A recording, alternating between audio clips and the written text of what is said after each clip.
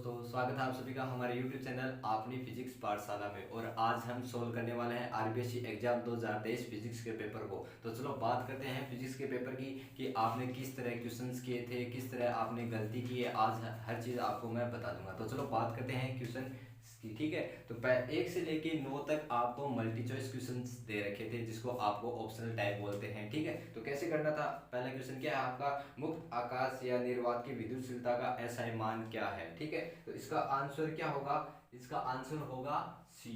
क्या होगा आंसर इसका, सी होगा। क्या होगा 8.85 इंटू 10⁻⁻12 है coulomb square newton inverse metre minus square, ठीक है। इसका ये आंसर होगा। आप अपन को ऑप्शन सी करना था, ठीक है। क्वेश्चन नंबर 2 है, नीचे प्रदर्शित रंग में रंग सूचक प्रतिरोधक में प्रतिशत सहनता क्या होगी, ठीक है। तो हमेशा अपन जब कलर्स चूज करते हैं तो लास्ट वाले को देखते हैं। तो सुनहरा को अपन को यहाँ पे बताना था। सुनहरा का क्या होगा, क्या ऑप्शन अपना क्या होगा, बी। क्या ऑप्शन होगा, बी।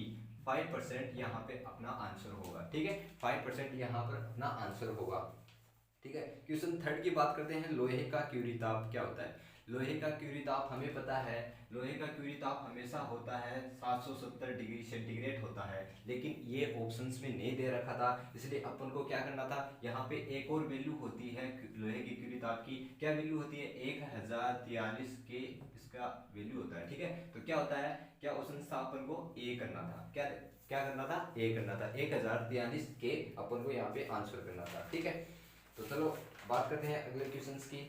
अगला क्वेश्चन क्या था, प्रत्यावर्ती धारा I बराबर 200 sign 60 pi T plus pi upon 6 में विद्युत धारा की आवर्ती, मतलब एक नॉर्मल सा न्यूमेरिकल दे रखा था, एक लाइन का न्यूमेरिकल था। तो मैं इसका सॉल्यूशन कैसे करके बताऊंगा आपको, ये देखो 200 sign 60 pi T plus pi upon 6, ठीक है। अपन को ये दे रखा था, ठीक है। तो यहाँ पे क्या करना है, आवर्ती ज्ञात करनी थी। आवर्ती क्या होती है, ओमेगा अपॉन 2 पाई होता है, ठीक है। तो यहाँ पे ओमेगा का मान ये दे रखा है अपन को, ठीक है। तो क्या लिखेंगे, 60 पाई अपॉन 2 पाई लिखेंगे।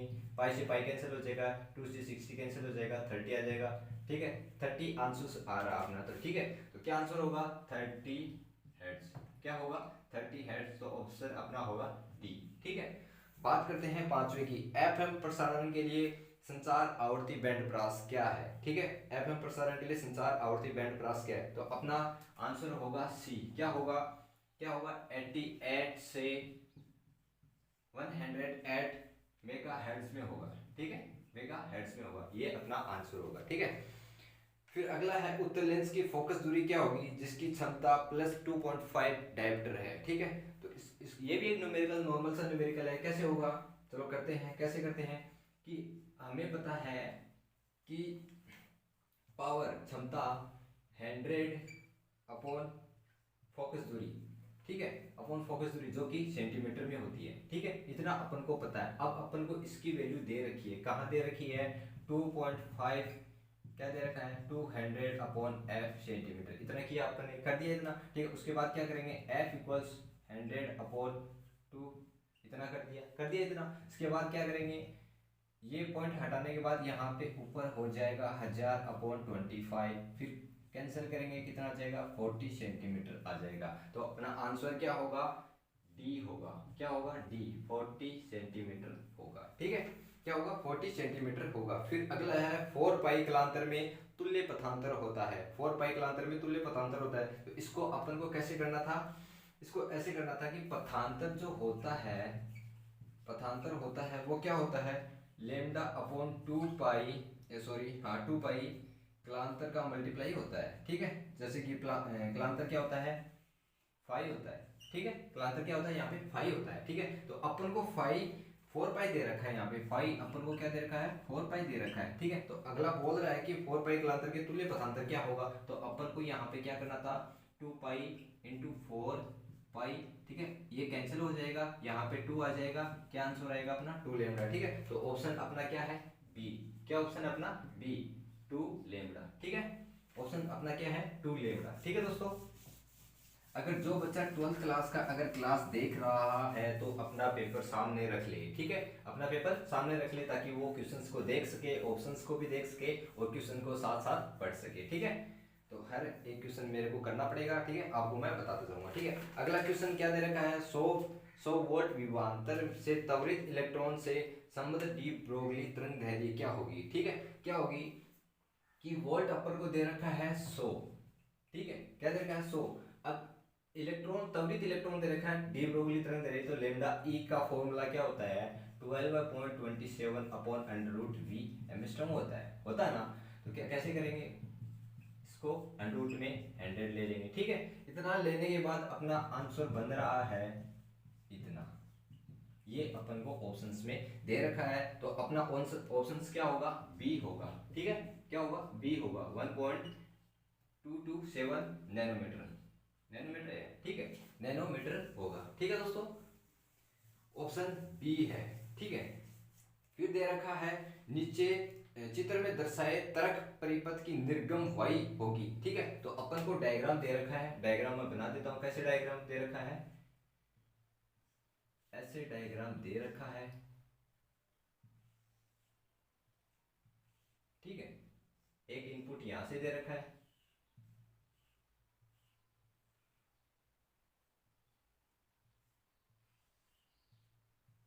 एक इनपुट यहां से दे रखा है, ठीक है। थोड़ा सा इसको ऐसे लिखते हैं, फिर इसको ऐसे, इसको ऐसे, फिर यहाँ पे ऐसे दे रखा है, फिर यहाँ पे, और यहाँ पे y की वैल्यू अपन को पूछ रखी है, ठीक है। अब हमें पता है जब a इनपुट करते हैं, जब आगे जाके नोट गेट आता है तो यहाँ पे a बार होता है और यहाँ पे भी क्या होगा, b बार होगा, ठीक है, इतना होगा। उसके बाद क्या होगा, इन दोनों का डॉट प्रोडक्ट होगा, तो कैसे लिखेंगे, a बार डॉट b बार, ठीक है, इतना हो गया। अब यहाँ पे भी नोट गेट आ गया है, तो उसके बाद क्या करेंगे, पूरे का बार हो जाएगा, ठीक है, पूरे का बार होगा। अब ये पूरे का बार होगा, तो इनको कैसे लिखेंगे, बार बार बी बार बार, ठीक है, ये चेंज हो जाएगा, जब बार अलग अलग करेंगे तो प्लस में आ जाएगा, तो बार कैंसिल्स हो जाएंगे, ठीक है। तो y बराबर क्या आएगा, a प्लस बी आएगा, ठीक है, a प्लस बी आएगा। तो अपना ऑप्शन क्या था, अपना ऑप्शन था a, क्या था, y बराबर a प्लस बी, ये इसका आंसर होगा, ठीक है, ऑप्शन ए आएगा, ऑप्शन ए आएगा, ठीक है। फिर आते हैं क्वेश्चन थोड़े से खाली स्थान वाले क्वेश्चन हैं, क्या है कि एक समान आवेशित पतले गोलीय खोल के कारण उसके भीतर स्थित सभी बिंदुओं पर विद्युत क्षेत्र क्या होगा, उसके भीतर स्थित सभी बिंदुओं का विद्युत क्षेत्र क्या होता है, हमेशा जीरो होता है, क्या होता है, जीरो होता है। तो अपन को यहाँ पे क्या लिखना था, शून्य लिखना था, ठीक है, क्या लिखता है, शून्य लिखना था, ठीक है। फिर बात करते हैं अगले की, अर्धचालकों की प्रतिरोधकता ताप में वृद्धि होने पर क्या होती है, घटती है हमेशा, ठीक है, क्या होती है, घटती है या फिर घटता है, एक ही बात है, क्या लिखना था, घटता है, ठीक है। उसके बाद है दो समान दिशा में प्रवाहित होने वाली विद्युत धाराओं के चालकों के मध्य कैसा फोर्स होता है, आकर्षण बल होता है, क्या होता है, आकर्षण बल होता है, क्या लिखेंगे, आकर्षण बल होता है, ठीक है, आकर्षण बल होता है। फिर है प्राथमिक इंद्रधनुष में प्रकाश का 2 बार तो अपवर्तन होता है, तो अपन को क्या लिखना था, 2 बार, ठीक है। फिर उसके बाद लिख रखा है 1 बार आंतरिक परावर्तन होता है, ठीक है। तो ऐसे शॉर्टकट याद रखने के लिए क्या था, 21, ठीक है। फिर आगे बात करते हैं क्वेश्चन नंबर 3, क्वेश्चन नंबर 3 भी फर्स्ट है अपन का, फर्स्ट क्वेश्चन कैसा क्वेश्चन है, एकल धनावेश, एकल धनावेश क्या दे रखा है, 0 से बड़ा, ठीक है, जो कि धनावेश है, ठीक है, के कारण विद्युत क्षेत्र रेखाओं को दर्शाइए। एक छोटा सा डायग्राम बनाना था, क्या बनाना था, ऐसा डायग्राम बनाना था जिसमें अपन को दर्शाना था कि विद्युत क्षेत्र रेखाएं किधर होगी, तो बाहर की ओर होगी, ठीक है, ऐसा एक डायग्राम बना के आना था छोटा सा, ठीक है। फिर अगला है वैद्युत द्विध्रुव के कारण इसके एक्स पर स्थित बिंदु पर विद्युत क्षेत्र का मान लिखिए, ठीक है। तो अपन को क्या लिखना था, कुछ भी ज्यादा मान नहीं लिखना था, कैसे लिखना था, एक फॉर्मूला होता है E बराबर 1/4 पाई एप्सिलॉन नॉट, ठीक है, विद्युत क्षेत्र, ठीक है, 2p/r³ होता है, ठीक है। अब इस ये क्या होता है, k होता है, जो कि कांस्टेंट लेते हैं अपन, क्या, तो यहाँ पे क्या हो जाएगा 2kp/r³, ये अपन को फॉर्मूला लिखना था और कुछ नहीं लिखना था, सिर्फ एक फॉर्मूला लिखना था, क्या लिखना था, 2kp/r³ लिखना था, ठीक है। फिर बात करते हैं अगले की, स्थायी चुंबक बनाने के लिए पदार्थ की दो विशेषताएं लिखिए। ठीक है, दो विशेषताएं कौन सी हैं? एक तो धारणशीलता कम होनी चाहिए, ठीक है, और क्या होनी चाहिए? निग्रहिता का मान अधिक होना चाहिए। ये दो विशेषताएं लिखनी थी। फिर बात करते हैं निम्न में से दो अनुचुंबकीय पदार्थ छांटने हैं, जिसमें सोडियम, एल्यूमिनियम और सीसा तो अनुचुंबकीय पदार्थ हैं। उसके बाद जो बिस्मिथ और जो तांबा है ये प्रतिचुंबकीय पदार्थ है। ठीक है, तो इसमें तीन छांटनी थी, तीन थे, सोडियम, एल्यूमिनियम और सीसा। ठीक है, उसके बाद है निर्वात नलिका मैग्नेट्रॉन द्वारा उत्पन्न विद्युत उत्पन्न चुंबकीय तरंग का नाम लिखना था। क्या लिखना था? सूक्ष्म तरंग और माइक्रो। ठीक है, दो नाम लिखने थे, कुछ भी नहीं है, छोटा सा क्वेश्चन है। ठीक है, उसके बाद है एक अवतल दर्पण की वक्रता त्रिज्या 28 सेंटीमीटर है। ठीक है, क्या है? 28 सेंटीमीटर है। तो 28 सेंटीमीटर है तो इसकी फोकस दूरी क्या होगी? हमारे पास फॉर्मूला होता है, वक्रता त्रिज्या का फॉर्मूला क्या था? ये होता है। ठीक है, अब अपन को क्या निकालना है? इसमें f निकालना है। ठीक है, f निकालना है तो क्या करेंगे? f बराबर r/2। ठीक है, जहाँ पे अपन को 28 सेंटीमीटर तो वक्रता त्रिज्या दे रखी है, 2 हो जाएगा तो 14 सेंटीमीटर आ जाएगा। तो अपना ऑप्शन आंसर क्या होगा? 14 सेंटीमीटर होगा। ठीक है दोस्तों, 14 सॉरी माइनस का होगा, अवतल दर्पण है, माइनस का होगा। ठीक है, उसके बाद फ्रेनेल दूरी, प्रकाश की तरंग दैर्ध्य तथा द्वारक की साइज में संबंध बताने वाला सूत्र लिखिए। तो फॉर्मूला क्या होता है? ZF बराबर a²/λ। ये अपन को फॉर्मूला लिखना था। ठीक है, ZF बराबर a²/λ। ठीक है, पी प्रकार के अर्धचालक में बहुसंख्यक आवेशवाहक तथा अल्पसंख्यक आवेशवाहकों के नाम लिखिए। ठीक है, तो पी प्रकार के अर्धचालक में बहुसंख्यक आवेशवाहक में तो होल होते हैं तथा अल्पसंख्यक आवेशवाहक में हमेशा इलेक्ट्रॉन होते हैं। क्या होते हैं? बहुसंख्यक आवेशवाहक में होल होते हैं, ठीक है, तथा अल्पसंख्यक आवेशवाहक में इलेक्ट्रॉन होते हैं। ठीक है, फिर उसके बाद अपन को एक नॉर्मल न्यूमेरिकल दे रखा था। क्या था? 2 × 10⁹ कूलम आवेश के कारण इससे 9 × 10⁻⁴ मीटर दूरी पर स्थित किसी बिंदु पर विद्युत विभव का मान ज्ञात करना था। ठीक है, तो कैसे करेंगे? न्यूमेरिकल्स है, आपको सोल्व करके बताऊंगा कि कैसे करना था। ठीक है, तो आवेश क्या दे रखा है? यहाँ पे Q दे रखा है 2 × 10⁻⁹ ठीक है, जो कि कूलम। ठीक है, फिर उसके बाद डिस्टेंस दे रखी है जो कि r है। r क्या होगी? 9 × 10⁻⁴। ठीक है, अब क्या पूछ रहा है? किसी बिंदु पर विद्युत विभव ज्ञात करना। ठीक है, अब विद्युत विभव का फॉर्मूला क्या होता है? KQ/R होता है। ठीक है, अब हमेशा हमें पता है K का मान क्या होता है? K का मान होता है 9 × 10⁻⁹। ये अपन को रखना था। ठीक है, तो कैसे रखेंगे? 2 × 10⁻⁹ गुणा 9 × 10⁻9 बटा 9 × 10⁻⁴। ठीक है, तो 9 से 9 कैंसिल हो जाएगा, ये इससे कैंसिल हो जाएगा। ठीक है, तो अपना आंसर क्या आएगा? 2 × 10⁴ आंसर आएगा। ठीक है, विद्युत विभव 2 × 10⁴ आंसर आएगा। ठीक है, उसके बाद क्या दे रखा है? उसके बाद दे रखा है 3 आवेशों के निकाय की वैद्युत स्थितिज ऊर्जा का व्यंजक प्राप्त कीजिए। तो कुछ नहीं, एक फॉर्मूला लिखना था। क्या फॉर्मूला होता है? तीनों ऊर्जाओं के लिए, तीन बिंदु आवेशों के लिए। तो क्या होता है फॉर्मूला? अपना फॉर्मूला क्या होता है? 1/4 पाई ε0 क्या होता है? Q1 Q2 R1 R2 plus Q1 Q3 R1 3 plus Q2 Q3 R2 3। ये अपन को फॉर्मूला लिखना था। ठीक है, 3 बिंदु आवेशों के निकाय की वैद्युत स्थितिज ऊर्जा का व्यंजक प्राप्त करने के लिए ये फॉर्मूला अपन को लिखना था। ठीक है, फिर उसके बाद है किसी परिपथ में 0.1 सेकंड में धारा 5.0 एम्पियर से 1.0 एम्पियर तक गिरती है। यदि औसत प्रेरित विद्युत वाहक बल 200 वोल्ट है तो परिपथ में 100 प्रेरित का आकलन कीजिए। ठीक है, तो फॉर्मूला क्या होता है अपना? L बराबर -E/dI/dt होता है। ठीक है, फॉर्मूला होता है। ठीक है, 100 प्रेरित का। ठीक है, फिर उसके बाद E यहाँ पे क्या होता है? E यहाँ पे होता है 200 वोल्ट। ठीक है, E यहाँ पे दे रखा है 200 वोल्ट। अब dI/dt की वैल्यू क्या होती है? अगला बोल रहा है कि 5.0 एम्पियर से 1.0 तक गिरती है, तो अपन इसको उल्टा लिखेंगे। कैसे लिखेंगे? 1 - 0.1 लिखेंगे, जिसकी वैल्यू आएगी -40 टोटल। ठीक है, उसकी वैल्यू आएगी -40। ठीक है, अब इसके बाद कैसे करेंगे? -200/-40। ठीक है, इसके बाद माइनस माइनस से कैंसिल हो जाएगा, 0 से 0 कैंसिल हो जाएगा, क्या बचेगा?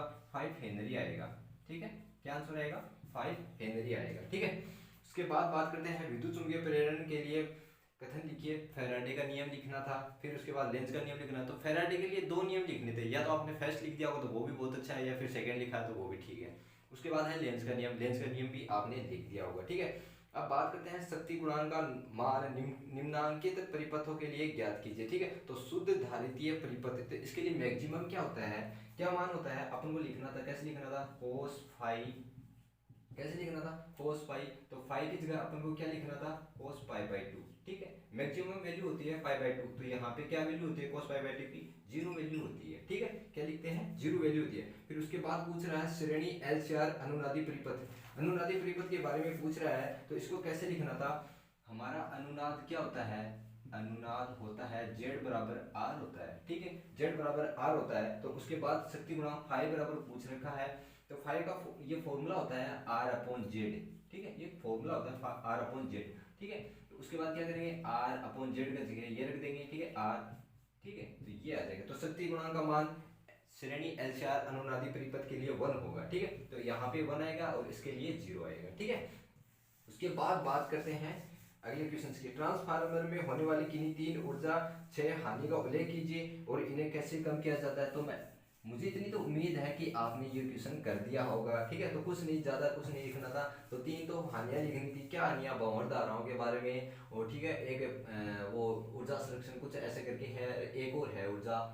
ठीक है, और एक इसे कैसे कम किया जा सकता है उसके बारे में थोड़ा सा लिखना था। ठीक है, फिर है प्रकाश विद्युत प्रभाव की घटना में निम्न को परिभाषित कीजिए। तो फर्स्ट क्या है, कार्यफलन। वैद्युत ऊर्जा इलेक्ट्रॉन को धातु की सतह से मुक्त कराने के लिए आवश्यक ऊर्जा कार्यफलन कहलाती है। ठीक है, उसके बाद है निरोधी विभव, जो कि कैथोड के सापेक्ष एनोड को दिया गया ऋणात्मक मान, जो कि विद्युत विभव प्रकाश विद्युत धारा के लिए 0 होता है। ठीक है, उसके बाद है यदि सीजियम धातु का कार्यफलन, क्या दे रखा है, कार्यफलन W नोट से डिनोट करते हैं 2.14 इलेक्ट्रॉन वोल्ट। ठीक है, 2.14 इलेक्ट्रॉन, इसकी दहली आवर्ती हेर्ट्ज में ज्ञात करनी है अपन को। तो दहली आवर्ती का फॉर्मूला क्या होता है, क्या होता है फॉर्मूला, दहली आवर्ती mu naught W not upon H। ठीक है, यहाँ पे 1 इलेक्ट्रॉन वोल्ट के लिए फॉर्मूला क्या होता है अपना, 2.14 1.6 इंटू 10 की पावर माइनस 19। ठीक है, ये एक इलेक्ट्रॉन वोल्ट के लिए वैल्यू होती है। ठीक है, तो यहाँ पे रखेंगे 2.14 इंटू 1.6 इंटू 10 की पावर माइनस 19। एच यहाँ पे प्लैंक नियतांक है, जिसका मान क्या होता है 6.6 इंटू 10 की पावर माइनस 34। ठीक है, यहाँ इतना ही करना था, इसके अलावा कुछ नहीं करना था अपन को। ठीक है, उसके बाद क्या दे रखा है, हाइड्रोजन परमाणु की निम्नतम अवस्था में कुल ऊर्जा माइनस 13.6 इलेक्ट्रॉन वोल्ट है। इस दशा में इलेक्ट्रॉन की गतिज ऊर्जा तथा स्थितिज ऊर्जा ज्ञात करनी है। तो गतिज ऊर्जा तो यहाँ पे क्या होगी, गतिज ऊर्जा यहाँ पे होगी, क्या होगी, पॉजिटिव होगी यहाँ पे इस बार इलेक्ट्रॉन वोल्ट, यहाँ पे इतना ही करना था। ठीक है, उसके बाद है स्थितिज ऊर्जा, स्थितिज ऊर्जा, उसके बारे में क्या करना था, U बराबर, ठीक है, कैसे करना था, 2 इंटू 13.6। तो यहाँ पे अपनी वैल्यू आ जाएगी, सॉरी माइनस का आएगा। ठीक है, यहाँ पे वैल्यू क्या आएगी 27.6 नाम आ रहा है 27.2 इलेक्ट्रॉन वोल्ट। ठीक है, ये 2 अपन को रखना था। ठीक है, उसके बाद है परमाणु के रदरफोर्ड की मॉडल की 2 केमिया लिखनी थी। तो कौन सी थी, एक तो परमाणु का स्थायित्व है और एक रेखित स्पेक्ट्रम की व्याख्या। ठीक है, 2 ही कमियां लिखनी थी। उसके बाद है हाइड्रोजन स्पेक्ट्रम की उस श्रेणी का नाम लिखिए जिसकी रेखाएं दृश्य प्रकाश क्षेत्र में पड़ती हैं। तो उस श्रेणी का नाम है, क्या नाम है, बामर। क्या नाम है, बामर। अपन को ये करना था। ठीक, कहाँ यार इतना बड़ा आधा नंबर का क्वेश्चन है, पढ़े पढ़े मिल रहा है। ठीक है, उसके बाद है रेडियो एक्टिव क्षयता का नाम नेम लिखिए। ठीक है, फिर किसी रेडियो एक्टिव तत्व 6 स्थिरांक 0.693 प्रति मिनट है। तो इसकी अर्धायु का मान मिनट में ज्ञात करना था अपन को। ठीक है, मिनट में ज्ञात करना था। ठीक है, तो हमें पता है इसमें दे रखा है, क्या दे रखा है, रेडियो एक्टिव 6 स्थिरांक। तो लेमडा बराबर क्या दे रखा है 0.693। ठीक है, प्रति मिनट लिखा हुआ है साथ में, प्रति मिनट। ठीक है, उसके बाद क्या होता है, अपना फॉर्मूला होता है लेमडा इक्वल टी, इतना दे रखा है। अब लेमडा का मान दे रखा है, अपन को टी मतलब टाइम निकालना, मतलब प्रति मिनट के हिसाब से निकालना है। तो टी बराबर क्या से रखेंगे रख सकते हैं ना ऐसे, 1 मिनट आएगा, क्या आएगा 1 मिनट आंसर आएगा, 1 मिनट यहाँ पे आंसर आएगा, ठीक है। उसके बाद अगले क्वेश्चन है, अगले क्वेश्चन क्या है, निम्नांकित को परिभाषित कीजिए। नाभिकीय संलयन, दो हल्के नाभिक के परस्पर संयुक्त होकर भारी नाभिक बनाने की प्रक्रिया को नाभिकीय संलयन कहते हैं, ठीक है। फिर है नाभिकीय विखंडन, किसी भारी नाभिक का दो हल्के नाभिक बराबर नाभिकों में टूटना, मतलब कि दो, एक भारी नाभिक है, दो हल्के नाभिकों में टूट जाता है, हल्का नाभिक है, ठीक है। फिर एक द्रव्यमान सदी, नाभिकों के न्यूक्लियन के द्रव्यमान को जोड़कर प्राप्त नाभिक के द्रव्यमान और वास्तविक द्रव्यमान के अंतर को द्रव्यमान क्षति कहते हैं, ठीक है। फिर है सेक्शन सी, ठीक है, वेस्टर्न सेतु का नामांकित परिपथ चित्र बनाकर सेतु में शून्य विक्षेप के लिए प्रतिबंध की व्युत्पत्ति का सूत्र, अपन को सूत्र ज्ञात करना था, ठीक है। एक मतलब फुल डेरिवेशन करनी थी, तो यहाँ पे मैं डेरिवेशन तो नहीं करूंगा, लेकिन आपको फॉर्मूला बता सकता हूँ। कैसा फॉर्मूला करना था अपन को, P/Q R/S यहाँ पे बनाना था, ठीक है। अगर इसके अलावा किसी ने भी ऐसे कर दिया है P/Q लास्ट में, तो कोई बात नहीं है, तो भी सही है एकदम से, ठीक है, दोनों सही हैं, ठीक है। ऐसे कर दिया तो भी सही है, ऐसे कर दिया तो भी सही है। फिर एम्पियर का परिपथीय नियम से एक अत्यधिक लंबी धारावाही परिनालिका के अक्ष पर चुंबकीय क्षेत्र का व्यंजक प्राप्त कीजिए, आवश्यक चित्र भी बनाइए, ठीक है। तो यहाँ पे एम्पियर का परिपथीय नियम लिखना था, ठीक है। और आपको बता दूं, एग्जाम से 2 दिन पहले मैंने एम्पियर के परिपथीय नियम पे क्लास डाली थी, अगर किसी ने देखा तो उसके लिए तो बेनिफिट, नहीं देखा तो कोई बात नहीं, जिसने आता जिसको आता है वो उसने कर दिया होगा, ठीक है। तो एम्पियर का परिपथ का नियम लिखना था। फिर अत्यधिक लंबी धारावाही परिनालिका के अक्ष पर चुंबकीय क्षेत्र का व्यंजक प्राप्त करना था। तो यहाँ पे एक बस फॉर्मूला बता रहा हूँ, जिसने भी ये किया है वो उसका सही है, ठीक है। क्या फॉर्मूला है, NI, म्यू नॉट NI, अगर ये जिसने लास्ट में करके आया है वो उसका सही है, ठीक है। फिर व्यतिकरण फ्रिंज प्रतिरूप उत्पन्न करने के लिए यंग द्विस्लिट प्रयोग का आवश्यक चित्र बनाइए, वहां पे एक चित्र बनाना था, ठीक है। फिर प्रदीप्त फ्रिंजों के लिए फ्रिंज चौड़ाई का व्यंजक, फ्रिंज चौड़ाई का क्या होता है, बीटा बराबर lambda capital D upon small d, ये अगर फॉर्मूला कोई करके आया है तो उसका सही है, ठीक है। अरे मतलब इतना ही थोड़ी ना लिखना था, पूरा डेरिवेशन करना है, मैं आपको सोल्व करके थोड़ी ना बता रहा हूँ, मैं लास्ट का बता रहा हूँ। अगर लास्ट का जिसका सही आ रहा है ये मान लो सही करके आया, ठीक। उसके बाद है अवतल दर्पण द्वारा प्रतिबिंब रचना का किरण चित्र बनाकर बिंब की दूरी u, प्रतिबिंब v तथा फोकस दूरी f के मध्य संबंध ज्ञात कीजिए। तो फॉर्मूला क्या होता है ना, एक नॉर्मल सा फॉर्मूला है v/u, ठीक है, ये फॉर्मूला बनता है और कुछ नहीं बनता। फिर अथवा में दे रखा है कांच के त्रिभुजाकार प्रिज्म से किसी प्रकाश किरण के गुजरने का किरण चित्र बनाइए। यदि प्रिज्म कोण a हो तो म्यू बराबर sin into a plus del m upon 2 upon sin a/2, ठीक है। संबंध का निगमन कीजिए, तो प्रिज्म वाला चित्र बनाकर इसके बारे में कुछ डेरिवेशन करनी थी, ठीक है। फिर है दिष्ट किरण किसे कहते हैं, पूर्ण तरंग दिष्ट कार्य का परिपथ चित्र बनाकर इसकी कार्यविधि को समझाइए। निवेशी प्रत्यावर्ती में निर्गम वोल्टता की तरंग प्रदर्शित करना था, ठीक है। फिर उसके बाद है अथवा दे रखा है नेज अर्धचालक किसे कहते हैं, पीएन संधि निर्माण की प्रक्रिया को आवश्यक चित्र बनाइए, समझाइए। और निम्न डायोड का प्रतीक बनाना था, जेनर डायोड का एक प्रतीक बनाना था और पीएन संधि डायोड का एक प्रतीक बनाना था, ठीक है। तो कोई बात नहीं दोस्तों, अगर जिसके अगर अच्छे मिल रहे हैं, अच्छे नंबर बन रहे हैं, तो टेंशन लेने वाली कोई बात नहीं है, फिजिक्स में आपके नंबर बन जाएंगे, ठीक है। और वीडियो में लास्ट तक बने रहने के लिए थैंक यू, ठीक है। और अगर अभी तक चैनल को सब्सक्राइब नहीं कीजिए तो चैनल को सब्सक्राइब कीजिए। धन्यवाद, जय हिंद।